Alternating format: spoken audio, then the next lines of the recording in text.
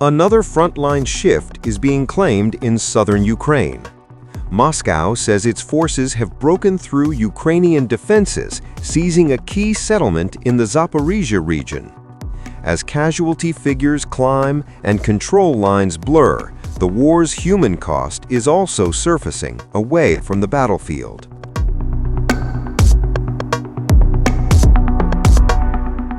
Russia says its forces have made fresh gains in southern Ukraine.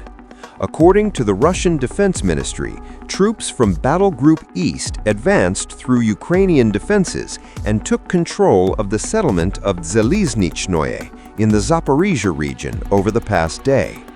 Moscow claims the operation involved sustained pressure along multiple axes, with Russian units pushing deeper into what it describes as Ukrainian defensive lines.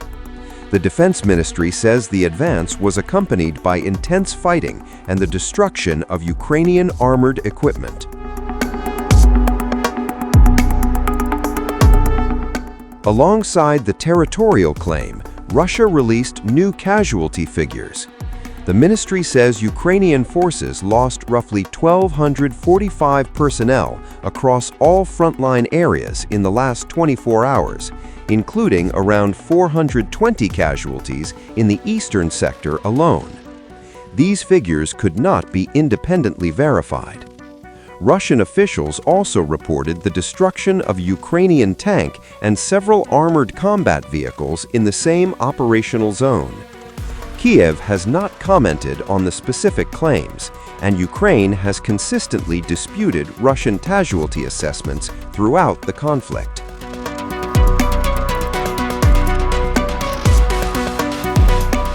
Beyond the battlefield, a separate allegation has added another layer of tension. The Russian-installed governor of Zaporizhzhia, Yevgeny Balitsky, accused Ukrainian forces of striking a funeral procession in the village of Skelki. Balitsky said the alleged attack killed a priest and injured 6 others, describing the victim as a civilian religious figure. According to his statement, the injured were hospitalized following the incident. Ukraine has previously denied targeting civilians or civilian gatherings. Today, the Ukrainian Nazis regime carried out another treacherous attack on civilians, the residents of the Skelki village. During the funeral ceremony, the Ukrainian Nazis regime carried out a strike, resulting in 6 injured, now hospitalized. Unfortunately, 1 person was killed. It was Archpriest Sergius, the rector of the Dnepro-Rudnoy Church. He was a civil person who dedicated his life to serving and caring for others. We express our deepest condolences and words of support to his relatives.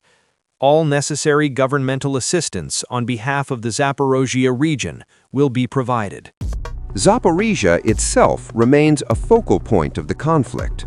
Russia considers the region part of its territory following referenda held in 2022.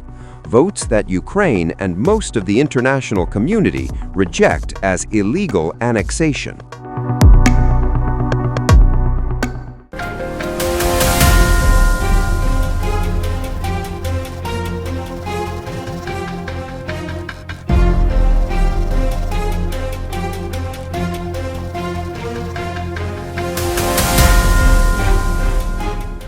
In the smoke and rubble of eastern Ukraine, the battle for Donetsk is reaching a dangerous crescendo, and one city now stands at the edge of collapse.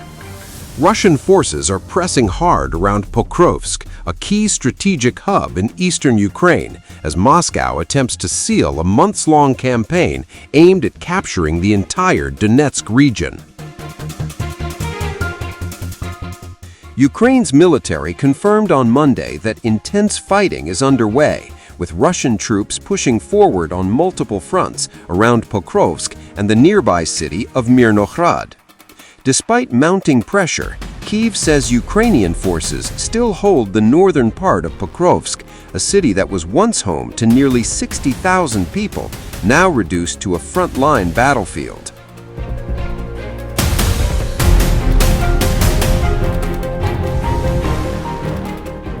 Pokrovsk is no ordinary city. It is a critical railway nexus, and its fall would mark Russia's biggest battlefield gain since Avdiivka, seized in early 2024. Moscow had already claimed Pokrovsk was captured late last year, a claim Ukraine firmly denied. But now the fighting suggests the city may be nearing its most decisive moment.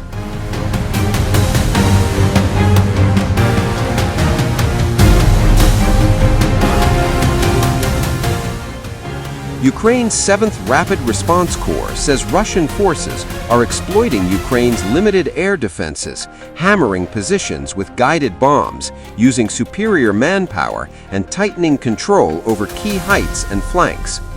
Open-source analysts from Deep State report Russian infantry advancing into northern Pokrovsk, attempting to push further toward the village of Hryshyn. Their maps show most of Pokrovsk and large parts of Mirnogorod already under Russian control, calling the clashes the last battles for both cities.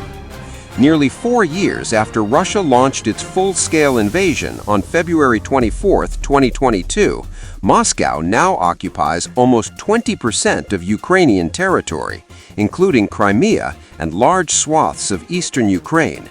Yet Russia wants more. The Kremlin is demanding that Ukraine surrender the remaining 20% of Donetsk still under Kyiv's control, a red line Ukraine refuses to cross. As US-brokered peace talks continue, Moscow insists territory is of fundamental importance, vowing to fight until its objectives are met. But opinion polls show most Ukrainians reject any deal that hands over Donetsk, including the heavily fortified fortress cities of Slovyansk and Kramatorsk. Ukraine's military warns that even if Pokrovsk falls, the conquest of all of Donetsk could take years. Fighting for the Slovyansk-Kramatorsk agglomeration, Kyiv says, could last up to 3 years and come at the cost of massive Russian losses. For now, the battle for Pokrovsk is not just about one city. It may define the next phase of Europe's most devastating war.